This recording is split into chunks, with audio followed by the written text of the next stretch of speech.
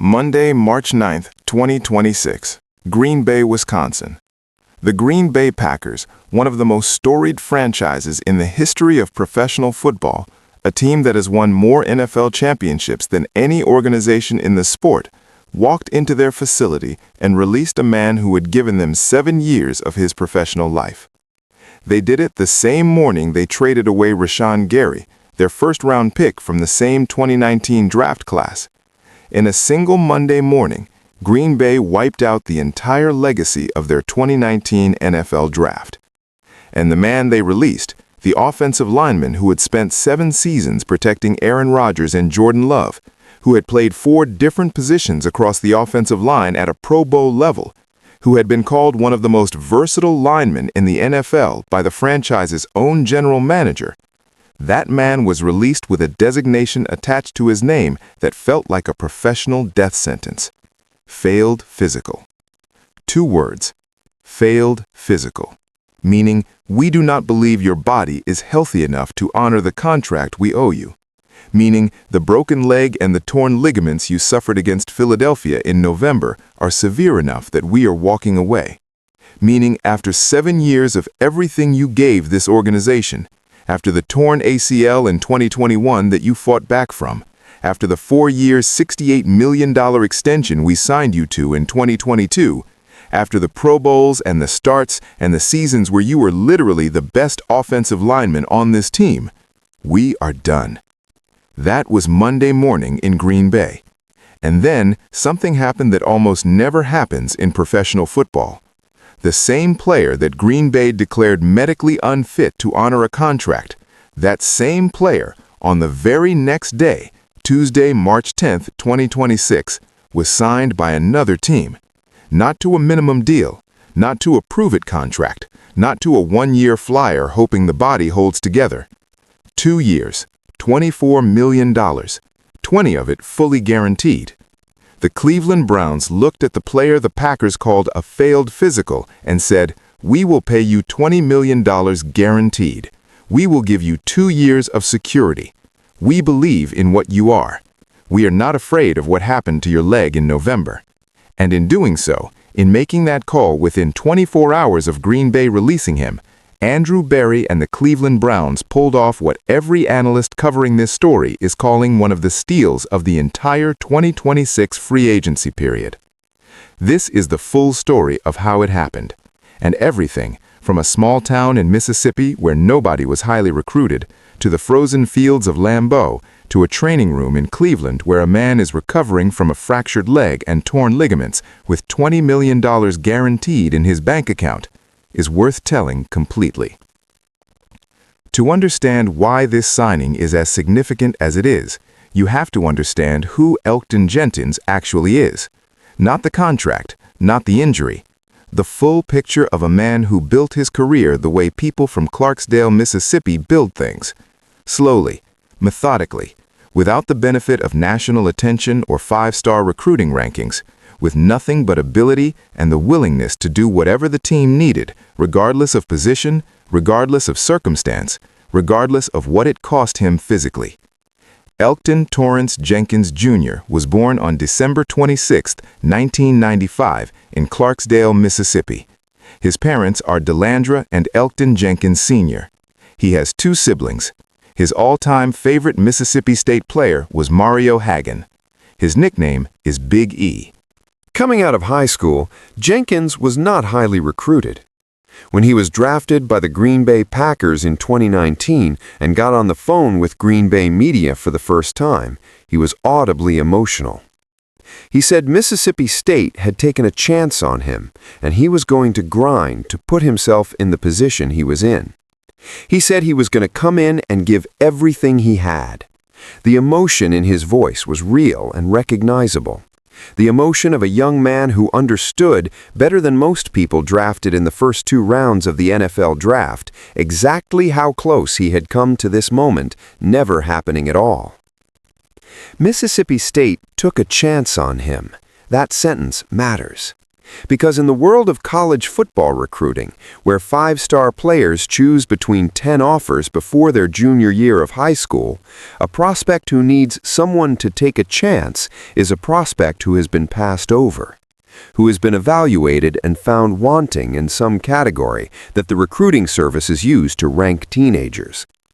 And yet, Mississippi State looked at Elgton Jenkins Jr. from Clarksdale and saw something, saw the footwork, saw the football IQ, saw the versatility of a young man who could be lined up anywhere across an offensive front and function because he understood the game at a level that measurables alone could not capture.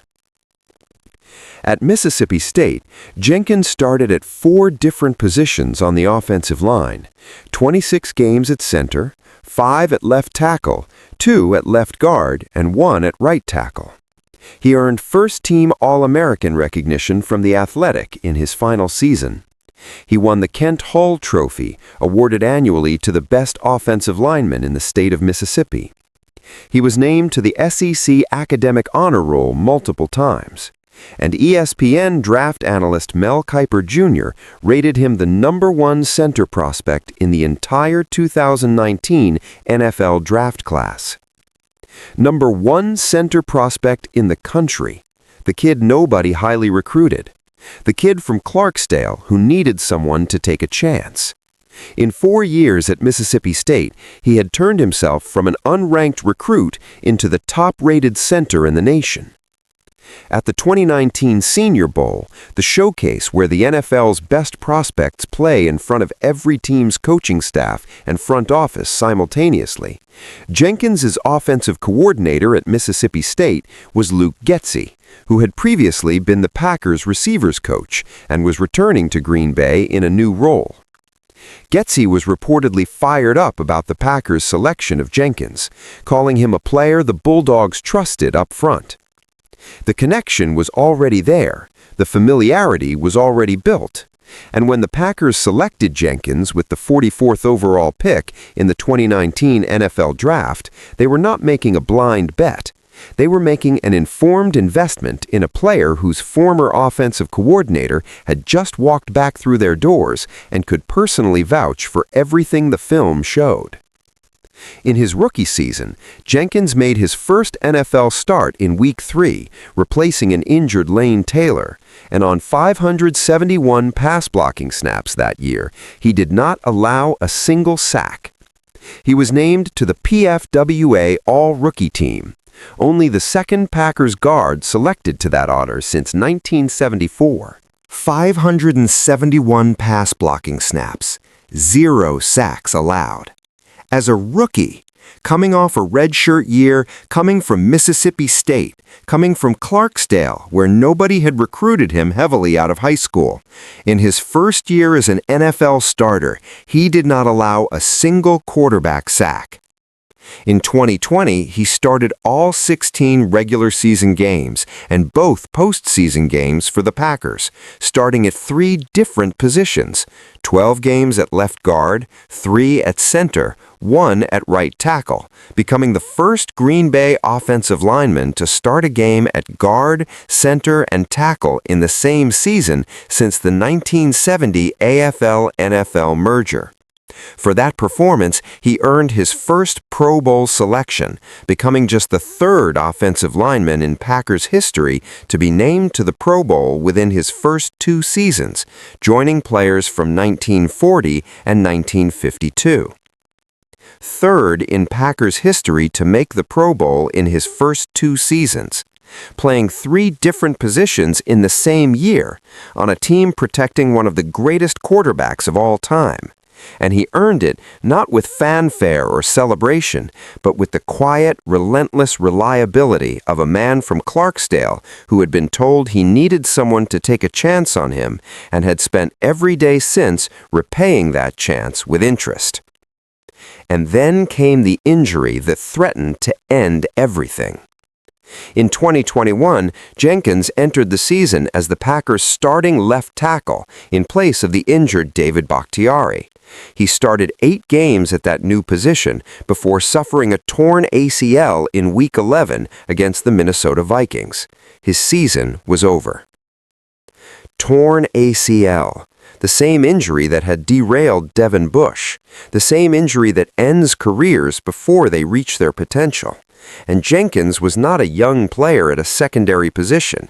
He was a 25-year-old offensive lineman who had just made his first Pro Bowl, who had established himself as one of the best and most versatile interior linemen in the NFL, who was now facing months of rehabilitation on a knee that had been surgically repaired, trying to convince his body that it could still do what it had been doing before the collision in Minnesota.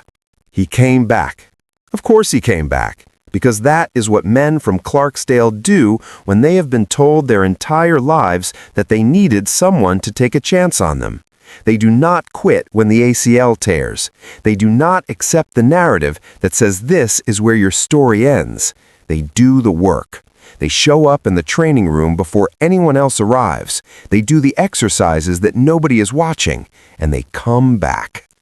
On December 23, 2022, the Green Bay Packers signed Jenkins to a 4-year, $68 million contract extension. He came back in 2022 and started 15 games. He earned a second Pro Bowl selection in 2022 as a replacement for the Eagles' Landon Dickerson. $68 million, a 4-year commitment. The Packers were not paying $68 million to a player they thought was finished.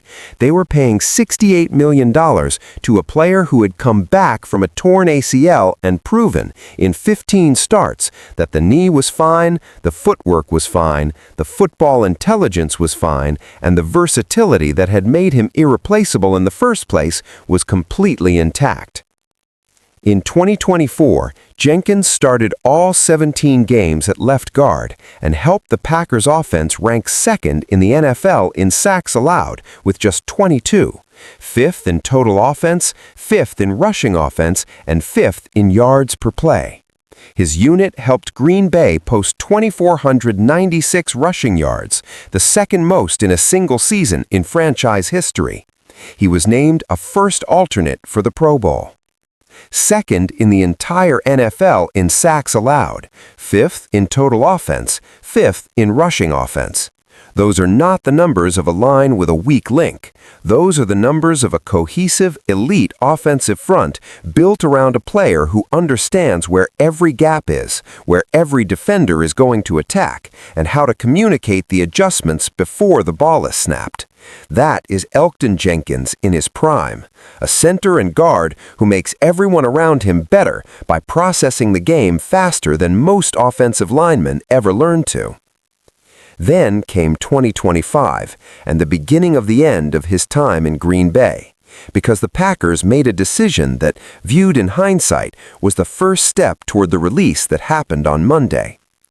After the Packers signed Aaron Banks during the 2025 offseason, General Manager Brian Gutekunst announced that Jenkins would be moving to center. It was a position change, not a demotion in status, but a fundamental shift in his role and his responsibilities within an offensive line he had played guard on for his entire NFL career. A new position at 29 years old, after 7 years of professional football, moving from the guard positions he had mastered to the center role, which demands different communication responsibilities, different snap mechanics, different protection calls, different footwork on every play. Jenkins did not complain publicly. He did not demand a trade. He said he would do whatever the team needed, because that is who he is. That is the player the Packers drafted in 2019 when they said he could play anywhere and trusted him to deliver wherever he lined up. He started all 9 games he appeared in for Green Bay during the regular season at his new center position. The offense was functioning.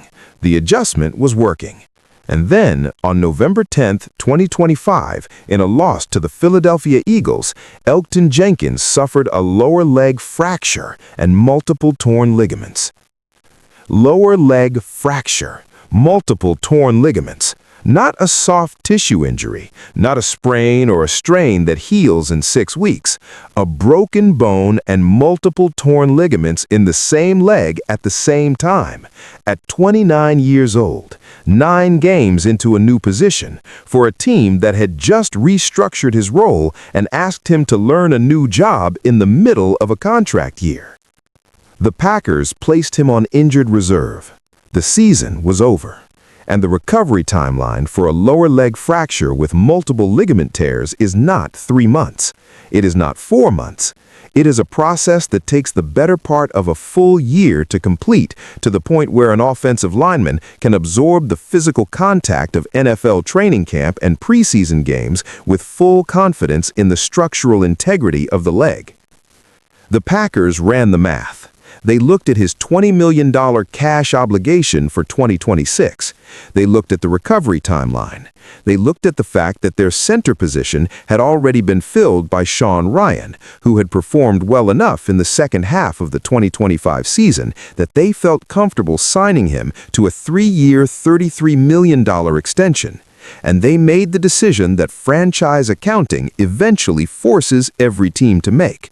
They released Elgton Jenkins with a failed physical designation, which is the NFL's contractual mechanism for releasing a player without paying the injury settlement that would otherwise be owed, and saved $19.5 million in cap space. Packers GM Brian Gutekunst issued a statement.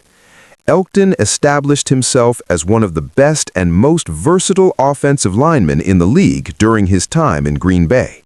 One of the best and most versatile offensive linemen in the league. That is the eulogy Green Bay gave him on his way out the door. Not, we no longer believe he can play. Not, the injury has permanently affected his ability to compete at this level. But, he was one of the best, past tense, because Green Bay had done the math, and the math said, move on. Now here is where the Cleveland Browns enter this story. And here is where Andrew Berry demonstrated exactly the kind of front office intelligence that separates organizations that consistently find value from organizations that consistently overpay for certainty. Per Jeremy Fowler of ESPN, the Packers and Browns had actually discussed a trade for Jenkins before Green Bay made the decision to release him outright. The Browns were interested enough to explore acquiring him via trade, but Green Bay could not find any team willing to absorb the contract, which meant the trade market had already told Green Bay that Jenkins, at $20 million cash in 2026, was not worth a draft pick. He was released instead. Fox News. The Packers could not find a trade partner at his contract value, which means every team in the NFL had evaluated the injury, done the math, and said, not at that price. And yet the Cleveland Browns, one day after his release, signed him to 2 years and $24 million, with $20 million guaranteed. They paid him on the open market almost exactly what Green Bay was going to pay him on the old contract. They paid him the same number that nobody else was willing to give for him in a trade. Why? Because in a trade, a team has to give up draft capital in addition to absorbing the contract. On the open market, the day after his release, he cost 2 years and $24 million and nothing else. No picks surrendered, no assets exchanged, just a contract. The Packers officially released Jenkins with a failed physical designation, which is interesting since he is signing with the Browns, presumably with the hopes that he will pass their physical on the same day. Jenkins, who moved to center in 2025, fractured his leg and suffered ligament damage in November, leading to him being placed on injured reserve. The failed physical designation suggests Green Bay believes the injury was significant enough to challenge the guarantees in his contract, while Cleveland is apparently confident enough in his recovery to pay $20 million guaranteed anyway. ABC News. Cleveland passed him on their physical. The same player Green Bay called a failed physical. The Browns' medical staff reviewed the same injury reports, looked at the same imaging, evaluated the same recovery trajectory, and reached a different conclusion. They believe he will be healthy enough to contribute at a Pro Bowl level in 2026. They believe the leg will hold. They believe the ligaments will heal, and they are backing that belief with $20 million of guaranteed money. Jenkins will be staying at center with his new team. The Browns also spent significant money on guard Zion Johnson in free agency, so the natural fit for Jenkins is the center position he was learning in Green Bay in 2025. Center, the position Jenkins had just learned before the injury ended his season. The position where Cleveland's offensive line had been among the weakest in the entire NFL in 2025. The line that PFF had ranked dead last. The line that got Shedeur Sanders sacked repeatedly in his first starts. The line that made every quarterback's life miserable from Week 1 to Week 17. Now look at what the Browns have built across their interior offensive line in the span of 72 hours. Zion Johnson, 3 years, $49.5 million at guard. Tytus Howard, acquired via trade at tackle. Tevin Jenkins re-signed at guard. And now Elgton Jenkins, 2 years, $24 million at center. The dead last offensive line of 2025 has been completely reconstructed at its core. 3 new starters, 3 players who, when healthy, have all been legitimate NFL contributors. One of them is a 2-time Pro Bowler who the Browns medical staff believes will be ready to play. Jenkins played 96 career games with 94 starts for the Packers across 7 seasons. He started games at 4 different positions. He was one of the best and most versatile offensive linemen in the league during his time in Green Bay. 94 starts, 4 different positions, 7 seasons, 2 Pro Bowls, and now at 30 years old, coming off the worst injury of his career, rehabbing a broken leg and multiple torn ligaments, he has a 2-year contract with $20 million guaranteed from a franchise that looked at everything Green Bay saw and made the exact opposite call.